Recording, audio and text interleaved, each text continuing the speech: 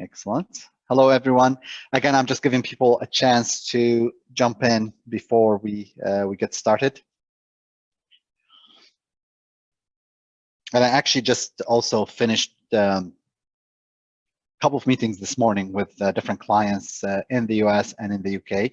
So it'll be interesting also, I think, to to share their thoughts, what's happening with their business. So let's see, and I see more and more people. And it seems like it's also a hot topic. So definitely a lot more attendance.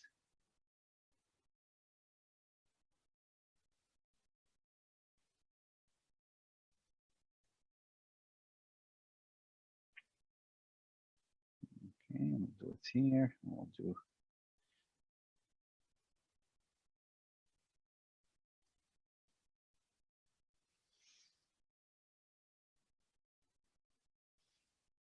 Okay. Having said that, I think we have enough attendees. So let me see. I'm gonna actually get started. I'm gonna share my screen, and let me see. That's very nice. Okay, there's more people coming, but let's get started. So, and I think we'll just share the screen actually, and I think you guys can see my screen. Okay. Thank you, everybody, for joining. My name is Khalid Saleh. You probably got the invite if you joined this webinar, either that you're on our mailing list or you've seen me on LinkedIn. What we do is we help companies with conversion rate optimization, which means that we deal directly, whether they're e-commerce or SaaS companies, with their website transactions. How many visitors are they getting? How many transactions they're getting? What their marketing departments are doing, and this is really has been kind of like the last couple of weeks has been a tremendous focus of us, of our clients' marketing departments.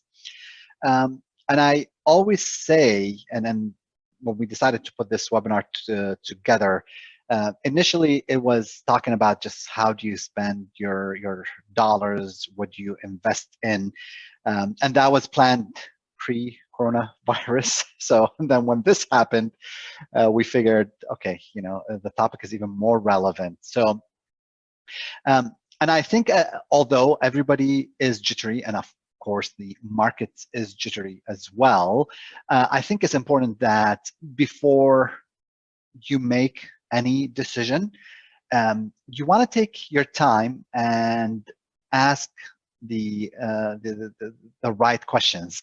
And I think to myself, I always tell people, having the right answers is smart, and that's what most people most people try and do. Asking the right questions is genius. So, and lots of times when people ask questions, and they're because they're just very obvious, you want to ask really tough questions. You want to ask questions that no one else is asking, and I think that's what I'm hoping to do in this webcast. Now, at the same time, and let me just kill this. And let me see if I can figure out, because people might be also asking us questions. I think there's a Q&A section in Zoom, by the way, that you can, if you have any questions, go ahead and ask that. But let me just, before I jump into the webinar topic, let me just talk to you about some of the things that we've seen with our clients in the last 10 days in terms of traffic, in terms of conversions, and what we are seeing as a general trend. So roughly, we've seen in terms of traffic, organic traffic, we've seen overall a drop in organic traffic. We're talking anywhere, sometimes it was anywhere between 10 to 25% drop in organic traffic. Nothing, to be honest with you, it's sort of expected in a situation like this. I mean, economies in different areas of the world are coming to a halt. And I'm talking, by the way, when I talk about a drop in traffic, I'm very focused on the US and I'm very focused on the UK. So we've seen that slowdown in organic traffic. We've seen conversion rates generally drop by, I would say, anywhere between 10 to 20%. And let me see, some people are asking, Yes, Mike. This is going to be recorded for later viewing as well. Um, so we've seen conversion rates drop anywhere between 10 to 20% as well. Now, mind you, there are some sectors that got hit very hard, of course. Travel industry, overall, airlines. If you are operating in those sectors, you've been hit really hard. But what's interesting to me is that we have some clients, for example, specifically lots of our clients are in the e-commerce space. And those clients, yes, they were impacted, not horrendously impacted. Again, 10 to 15%. And in all honesty, 10 to 15%, I know some people worry about it, but that's normal. We have those fluctuations. So as of now, I have not been worried with our e-commerce clients. As a matter of fact, some of our clients that sell items for people to, training at home, supplies, for things to do at home, hobbies and whatnot, have seen tremendous increase in their sales. Also, we have some clients who basically sell online education.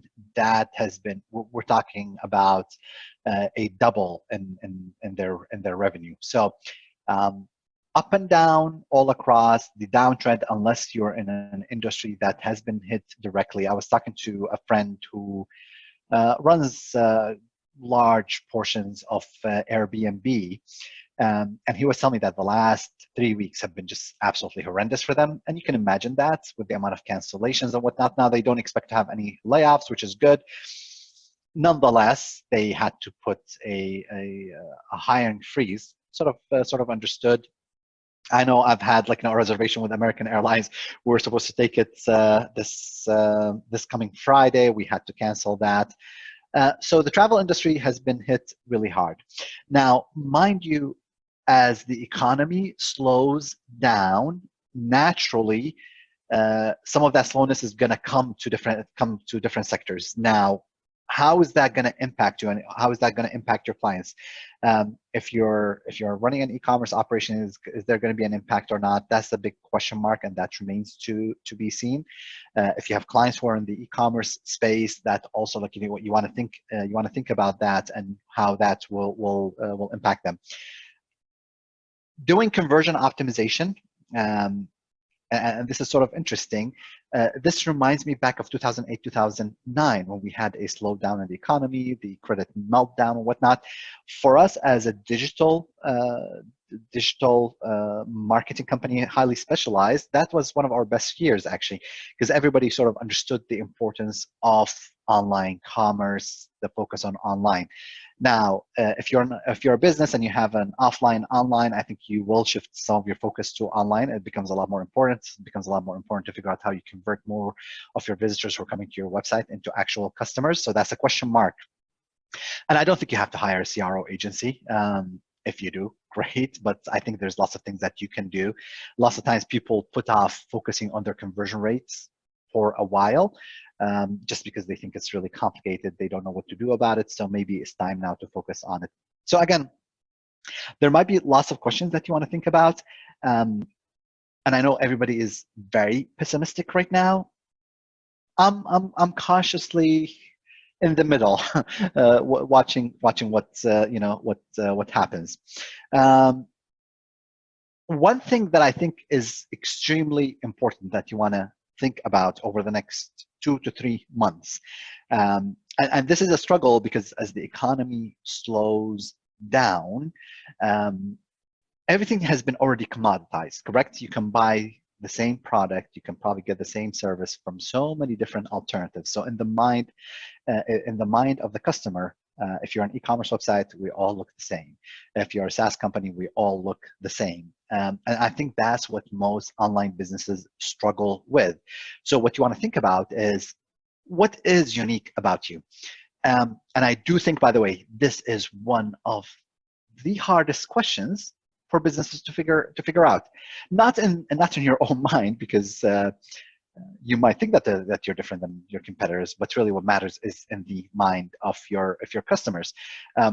So what's important is you want to figure out, well, what do we focus on? How do we make sure that we are unique, different than our competitors? And how do we make sure that this is the right direction? Another saying that I always like to repeat, running enthusiastically in the wrong direction is absolutely stupid. So you want to make sure that you're careful, that you have a good plan laid out, and that you're not just enthusiastic because of the herd mentality that people have. Now, let me give you an example, and this is something that we've done with a client recently. By the way, this presentation is something that I've done with some of it you'll see from SMX Search Marketing Conference recently. Let's say you have different features that you have for your product or service, and some features you're doing much better than the markets. Some features you're doing much worse than the markets. Other features you're doing about the same as your competitors. And the question that we're always faced with is, what do we focus on in the next 2 to 4 months? And this is very critical because you're probably not adding any more resources. You're probably freezing your hires. You might have to let go of some people. So understanding what you focus on in terms of your marketing, in terms of your product development, in terms of your e-commerce website becomes really critical. So what do you guys think? And I'm sure, I hope that you have figured out that, okay, here's what's missing from our website. Here's the features that we need to be working on. There's some features that we're really good at. There's some features that we're really lag behind our competitors. There's some features we're similar to our competitors.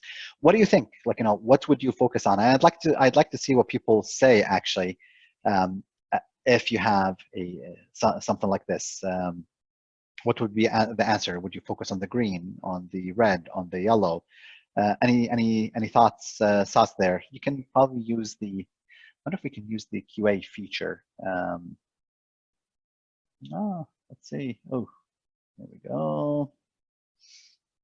Okay. No. Okay. So I was looking in the wrong area. Okay. So I see some people saying, let's focus on the green.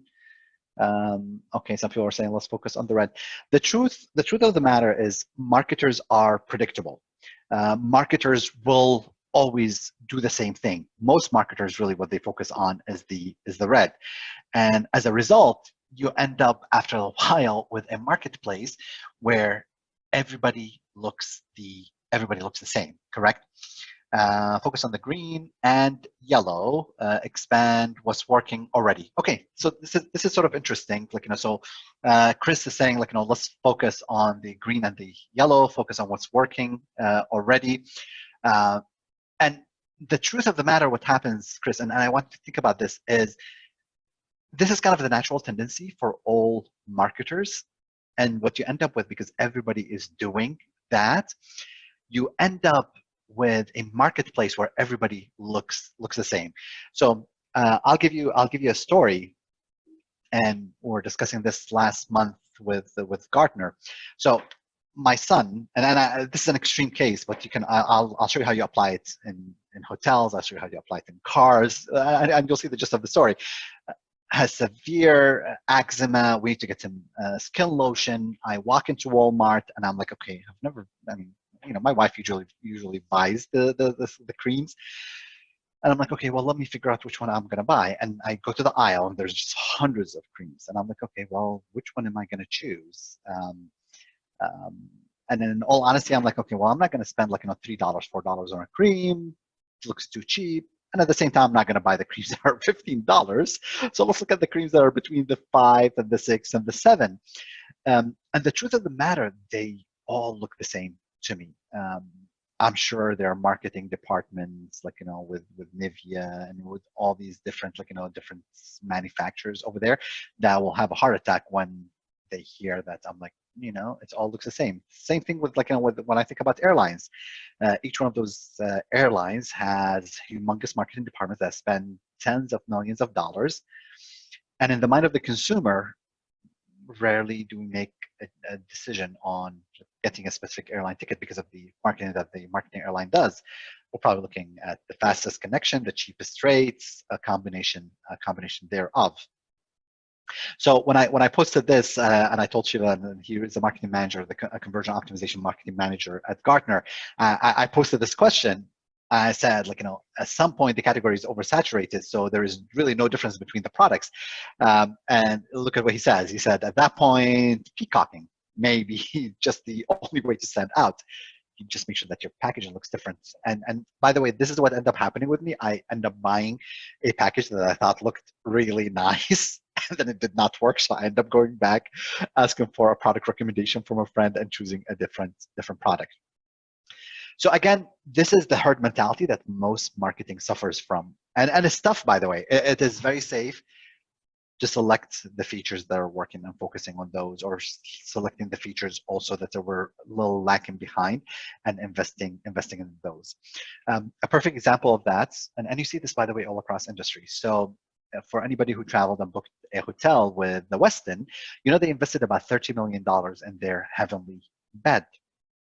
So really amazing. And I still recall the first time I slept in the heavenly bed, and I'm like, wow, this is absolutely amazing. And they said, okay, this is going to be kind of a signature product. This is how we're going to stand out. Guess what happens the year after that?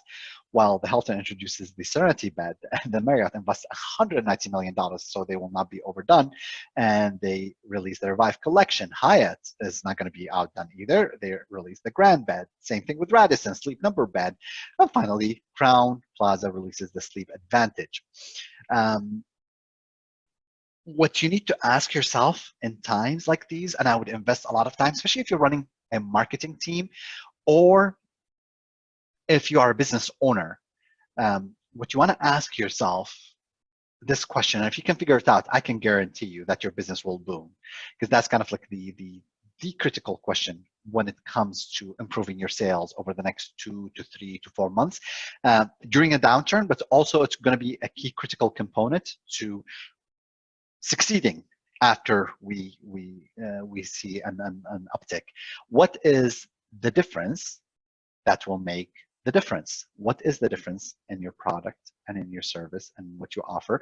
That will make the difference in the mind of your customers. That's not an easy question to answer because you can give me many differences, but do those matter to customers? Do those matter to customers or not?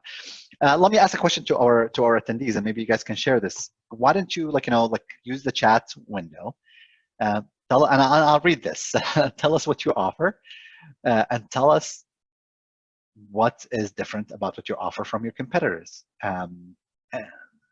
I'll use the chat and just think about this. Hopefully, if you've been running a business for a while, you know how to answer this question. But let me give you a story. So we compete typically against some of the top conversion optimization companies in the world. There's probably about 5 of us that always, whenever there's a serious bid, somebody's looking for conversion optimization, they'll reach out to basically 4 or 5 firms. So usually we see Wider Funnel, we usually see CXL. Who else? We'll see conversion rate experts, maybe a couple of other companies. So a couple of years ago, we had this large company reach out to us, says, hey, we want to optimize our site.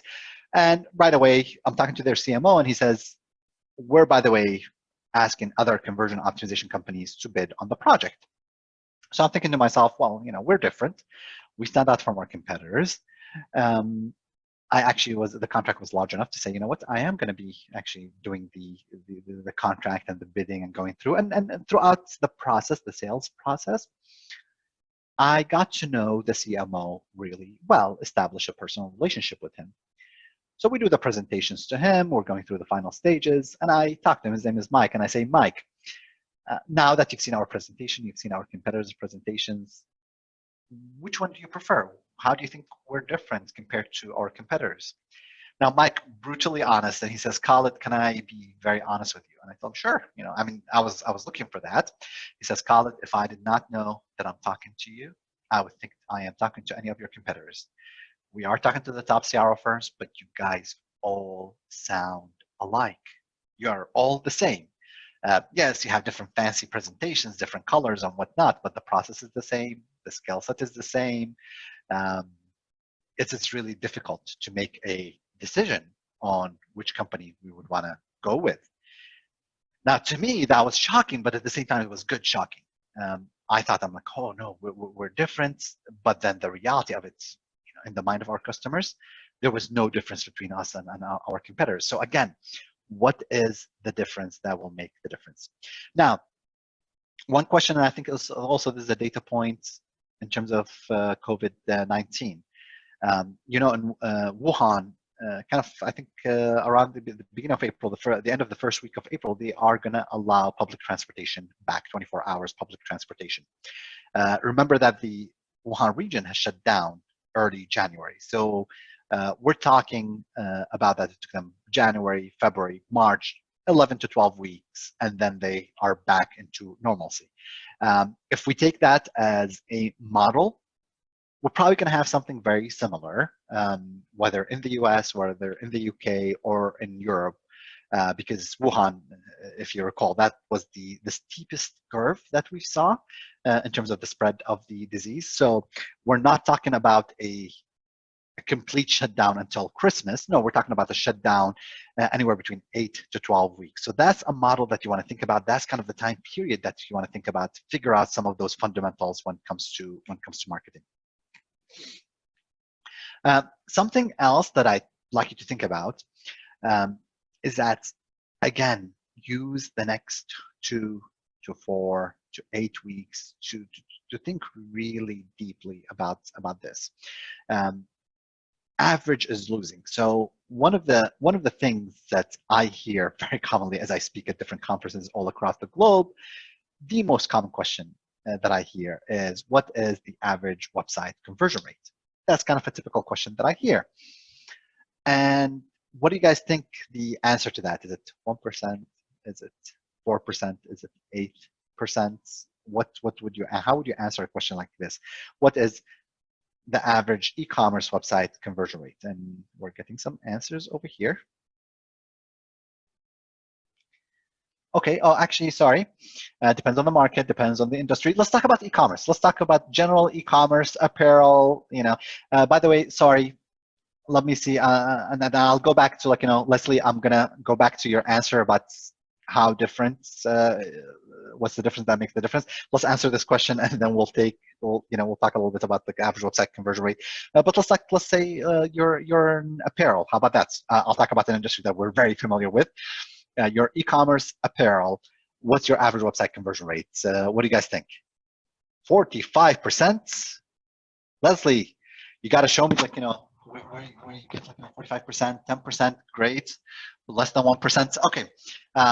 All across, by the way, I'm getting. So I always tell people whenever I hear this question is, here's what I think about the answers, whether it's the 1%, it's the 10%, it's the 45%. The reason is we've had clients in the same industry and in the apparel, by the way, that are doing about 15 and 17 and 18%, and we've had clients that are doing 1%. And you think that they're in competing markets. But I always tell people, look, it doesn't matter what the average website conversion rate was, and it doesn't even really exist. Back in 1998, 1999, I worked for a company that competed with Amazon. And our conversion strategy was merely copying whatever Amazon came up with. Whatever they did, we've implemented. And we were going after the same market, same budget. We were converting at less than 1%. Amazon was converting at about 18% at that point in time. So did it really matter what the average website conversion rate to that company? No, no, it did not. It did not matter. So don't compare yourself to the competition, because if you are, then you're playing the wrong game. Your goal should be is to outperform the competition, and not to outperform the competition, sorry, but you need to offer quantum leaps in value that the competition becomes irrelevant. Now, quantum leaps in value, that is extremely difficult.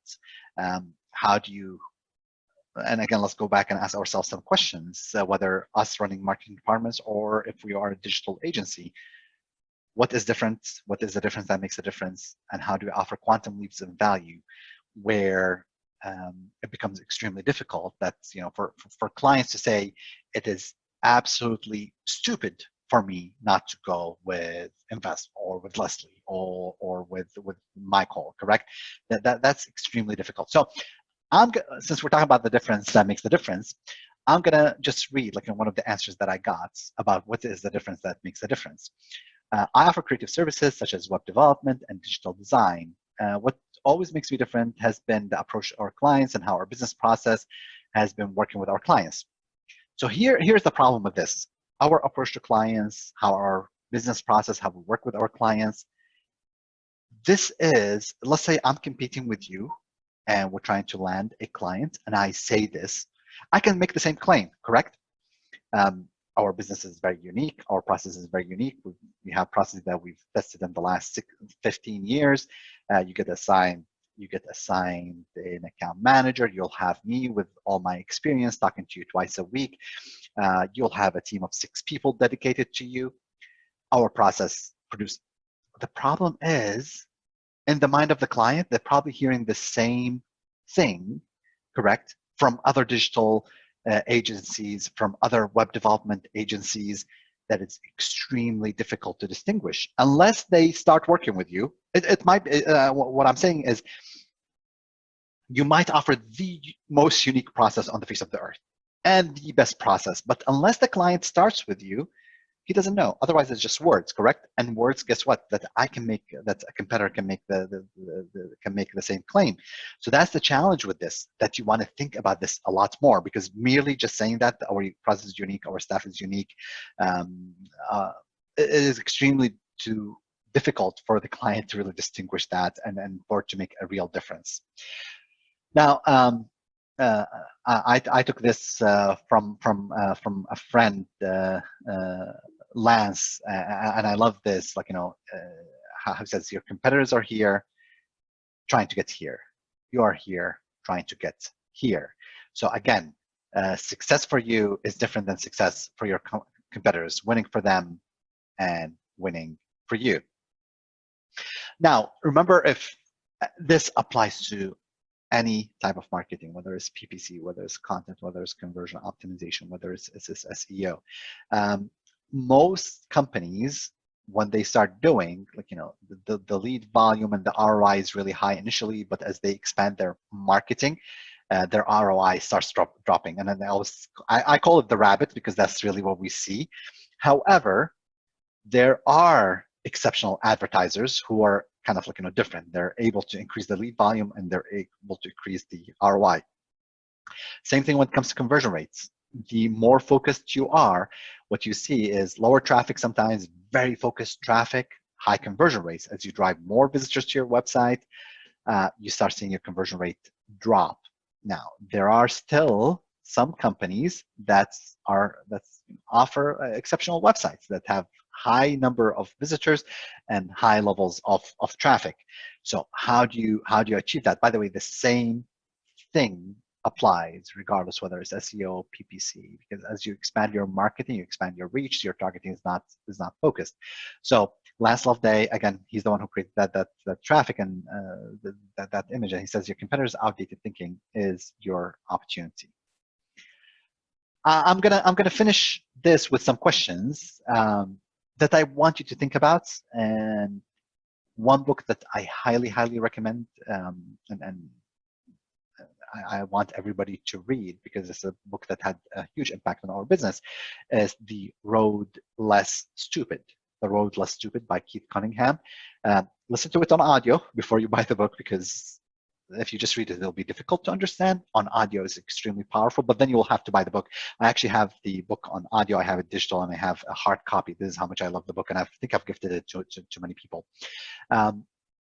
And it's all about asking the right questions, because that's what we need to do as marketers or business owners right now. But remember what Peter Drucker said, that most serious mistakes are not being made as a result of wrong answers. The truly dangerous thing is asking the wrong questions. So again, what you want to think about right now, and these are extremely important questions that you want to think about, is what channels and strategies that we feel are maxed out. There is no need to invest further in those channels and strategies. What channels and strategies look promising, but we have not tried, and what channels and strategies we've tried but could not make work. So again, there's some channels that are maxed out. There are channels that we haven't tried. There's channels that we've tried, dabbled in, but they did not work. Now let's talk about the channels that are maxed out. So we have one client basically that has a large daily budget for Facebook, and they felt that they have maxed out. It was not worth investing anymore, especially with COVID. Um, with the COVID and then with the tail, like, and sort of like they figured out people are staying at home, they actually doubled their. So they typically, and I can share this. They spend about $100,000 on Facebook ads on daily basis. So this is a decent sized budget. Um, they said, you know what, we are going to go ahead and double. So we're going to go from $100,000 to $150,000 daily spent. Crazy amount of money, and let's see how much money we are making. That 150,000 brought them in revenue about 200K.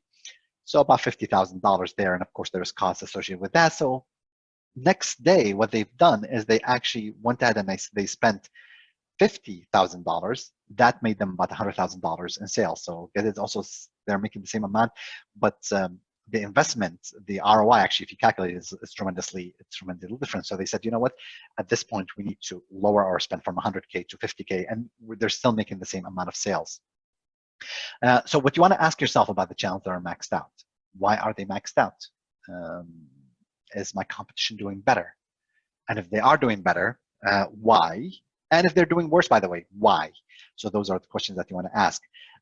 You also want to ask yourself, do we have the limitations that we have? Is it budget issues? Is it staffing issues? And how does my competition solve those problems? Let's say you're spending $10,000 on Facebook ads, or $5,000 on Facebook ads or Google ads. Well, what's the budget? What's our competitors doing? How are they solving the problems that we're facing? What are the problems that we're facing? Are we facing, like, issues that, well, this is the funding that we have, or is it this is the staff that we have and we're not able to keep up? Those are really critical questions that you wanna ask. For the channels that look promising but we have not tried out, I want to ask some questions as well. What is the potential that we think for those channels and strategies? What do we think the potential is? An important question that you want to ask yourself also: what is the downside of investing in these channels? We always look at the optimist side. So what's the downside, and can we live with that downside? This is extremely critical. Let's say you decide to invest in a new channel and you know that you're going to have to spend $10,000, $15,000, $20,000. Well, what if we don't produce any results? Can we live with that or not? And finally, a very important question is, what does it take to succeed in these channels? Do I have what it takes? And this is, by the way, very critical for your clients as well. If you are going to go and propose to your clients to invest in a particular channels, you need to actually tell them about, listen, here's the downside of this. Can we live with the downside? Do we have what it takes to succeed? What do we invest in?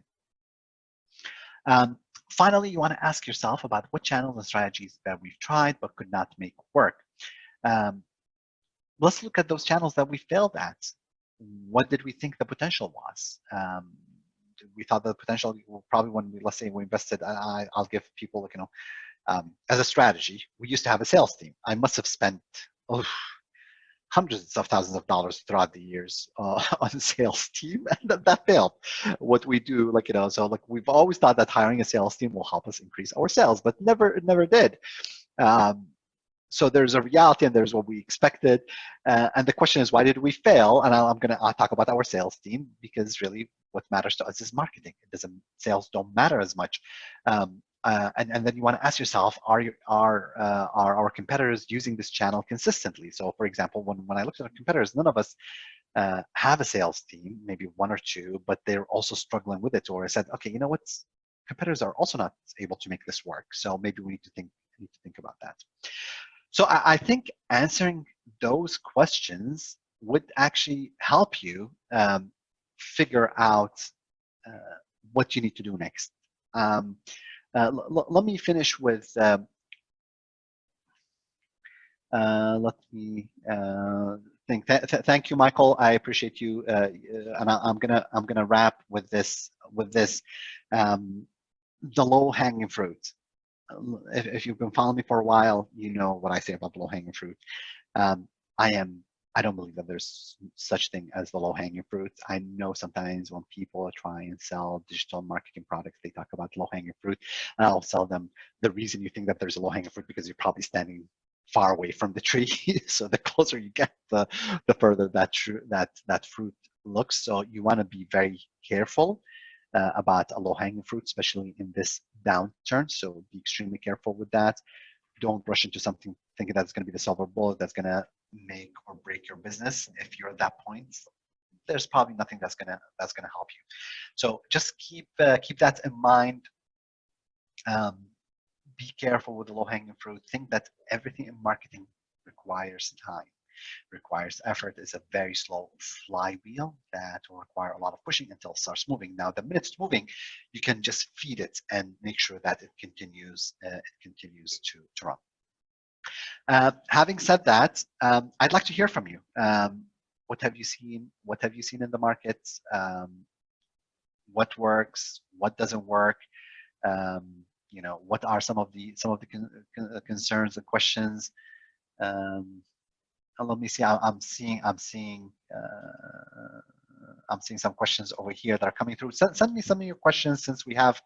We probably have about 4 or 5 minutes left. How can I figure out what's special about our online content and how we can focus on that? So online content is a bit interesting because if you're just starting out with online content, it's going to be extremely challenging because there are some companies that are established out there. That is going to be extremely difficult for you to stand out. Now, if you're an established company and you've been doing content for a while, that will make your life tremendously easier. Now, there's different schools. I belong to the school that says focus, be very, very focused on a specific topic, publish the best post about that topic, and be well known for that particular area. So, for example, with us at Invest, we're making a shift to focus tremendously on e-commerce. That has been our focus. But you have the HubSpot model where HubSpot publishes articles about everything and anything. Not very focused, is more kind of pray and spray. This is a bit difficult. So you just need to choose something. You have to be willing to bet that something is gonna take at least 6 to 8 months to see whether it's working or not. So it's not something, I know people always say test and see the results. No, there are some marketing aspects that take a while for you to see results. I got another question from Chris. My company does automotive lighting. We ship worldwide. I like that. We have restarted social media campaign to talk about a sale we are running, and the states that have been in lockdown first or at all have been responding most positively. I like that. We had the best day in revenue all month yesterday, mostly driven by new paid advertising. Chris, I love that. I know everybody's pessimistic, but really and by the way, it's sort of interesting because I've been on several calls where people are so pessimistic, and I'm like, I start talking to our team members and I'm telling them, I'm like, man, must be missing something. I understand that the economy might slow down, but some of our clients have had some of their best weeks actually in the last couple of weeks. This week specifically, I think think about you and I'm in Chicago, by the way. I'm in Illinois. We've been on lockdown. It's not the real lockdown. It's like maybe 80%. I still can go out to groceries. I've been on lockdown since Saturday, 5 p.m. And guess what I'm doing? I've already probably spent quite a bit of money buying a coffee machine and grinder that I've been thinking about buying for the last 6 months. Yes, it's an expensive coffee machine and grinder. Because we've been on lockdown, I decided, I'm like, oh, well, we might need a freezer. Oh, I'm going to actually also get a subscription to Masterclass, and I'm going to get a subscription to Great Courses. I'm a consumer, and I'm like, okay, what am I going to do? So, like Chris said, some competitors are pulling back, but you need to understand that it might be time to kind of push, and it's not a blind push, correct? Go for it, carefully. Some of our clients, I think the only one client that we've had a pullback, they were going to increase the prices a while back, it was sort of planned since the beginning of the year. We had said on March 22nd, we're going to increase the prices. They teach golf online, so golf courses online. And we're like, we're going to increase the prices, we're going to increase the prices.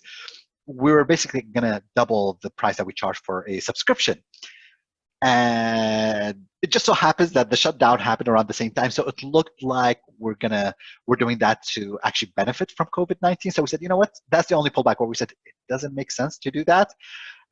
Otherwise, we're going for it, and at the same time, we're careful. We have one client, they do like about $100 million offline, $100 million online in e-commerce apparel, and guess what? Their brick and mortar shut down completely. So now there's a lot of focus on online. So I'm cautiously optimistic.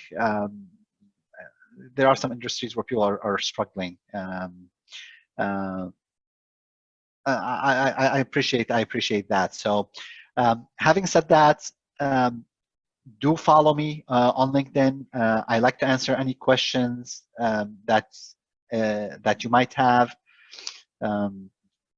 And again, like, let me see if I can pull my email and link as well. Here we go. So here.